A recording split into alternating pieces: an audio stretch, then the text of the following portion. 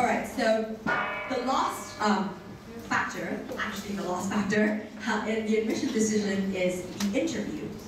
Và yếu tố cuối cùng trong cái quyết định trong cái quá trình nộp hồ sơ đó là cái buổi phỏng vấn. So this is an optional process. Và thường thì cái quá trình phỏng vấn này là quá trình được lựa chọn chứ không bắt buộc. But having said that, a lot of small colleges, so liberal arts colleges, it's highly recommended that you have an interview. Tuy nhiên dù nói như vậy nhưng mà thường là chúng ta rất là nên yêu cầu một cái buổi phỏng vấn, đặc biệt là với những cái trường nhỏ hơn và những trường đạt đại cương. So sometimes, there are different types of interviews. You can go on campus and have an interview. You can have a Skype interview. You can have a phone interview. Và có rất là nhiều loại phỏng vấn khác nhau. Chúng ta có thể đến trực tiếp trường và có một buổi phỏng vấn trực tiếp, hoặc là nếu như không thể đến được trường đó thì chúng ta có thể interview qua Skype hoặc là qua điện thoại.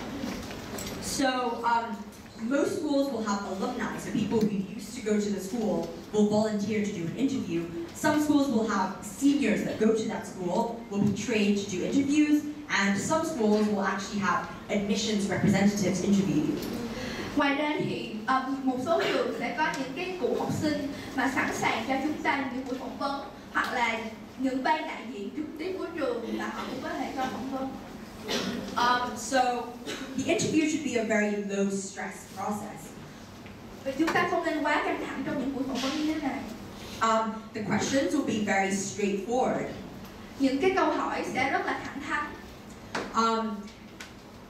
Interviewers are not looking to trick you. They're not looking to have. They're not looking for really difficult, long-winded questions. They're just looking to see and find out who you are and the things you enjoy, the things you like.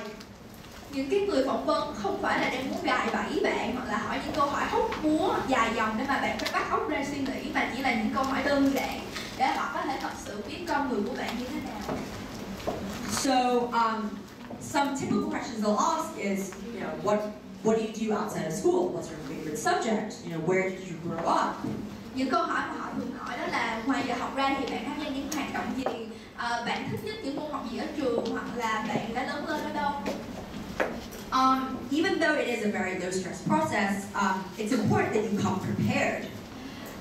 Mặc dù đây là một quá trình mà bạn không nên quá căng thẳng, nhưng mà bạn cần phải chuẩn bị rất là kỹ cho nó. So online you should Google college interview questions, sample college interview questions, etc. A lot of sites will give you some very useful questions that you should prepare. Bạn nên chuẩn bị trước bằng cách lên những trang web của trường hoặc là những trang web khác và tìm những cái câu hỏi mà thường ra bởi những cái trường đại học để mà chúng ta biết trước được và chúng ta sẽ trả lời như thế nào. So as it is with the college essay, my advice is to be authentic, be personal. Don't say things to impress the interviewer. Be honest. Như là với bài luận văn của cá nhân thì chúng ta nên diễn đạt bản thân một cách tự nhiên, thoải mái và chân thật, chứ không nên nói một cách rườm rà hoặc là nói những thứ chỉ mà để cố gây ấn tượng với lại người phỏng vấn. And the last thing is you should come prepared with questions to ask the interviewer. Và điều cuối cùng cần lưu ý đó là khi đến những buổi phỏng vấn thì chúng ta ngoài chuẩn bị những câu trả lời thì cần phải chuẩn bị những câu hỏi để hỏi người phỏng vấn. And you should also have a pretty in-depth understanding of the school itself, because it's very likely that the interviewer will ask you, why are you interested in school X? Và chúng ta rất là nên tìm hiểu cặn kẽ về cái trường đó, bởi vì khả năng lớn đó là những cái người mà phỏng vấn họ sẽ hỏi chúng ta rằng tại sao bạn lại có hứng thú về trong trường của chúng tôi.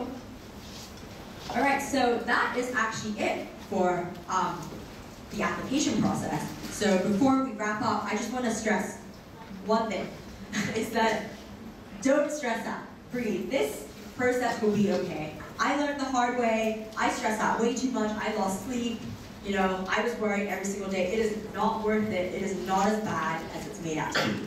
Và cuối cùng, trước khi kết thúc phần thông tin đó là chị Minh Thu muốn nhắc lại với tất cả các bạn rằng chúng ta hãy thư giãn và đừng quá căng thẳng trong quá trình này. Bởi vì đối với bản thân chị Minh Thu thì chị Minh Thu đã phạm một sai lầm rất là lớn, đó là quá căng thẳng đến nỗi mất ngủ và ngày đêm trằn trọc suy nghĩ về cái việc là có được nhận vào những trường đại học mơ ước hay không. Thì sau đó chị Minh Thu chia sẻ rằng chúng ta không cần phải như thế. And so I would say work hard, persevere, try your best, do your research, but remember to have fun. Lời khuyên chân thành đó là chúng ta nên chuẩn bị kỹ càng, đọc hết những thông tin và làm việc một cách nghiêm túc, tuy nhiên không nên quá áp lực và nên tận hưởng cái quá trình này để tìm hiểu thêm về bản thân. Alright, so that is it for the presentation part.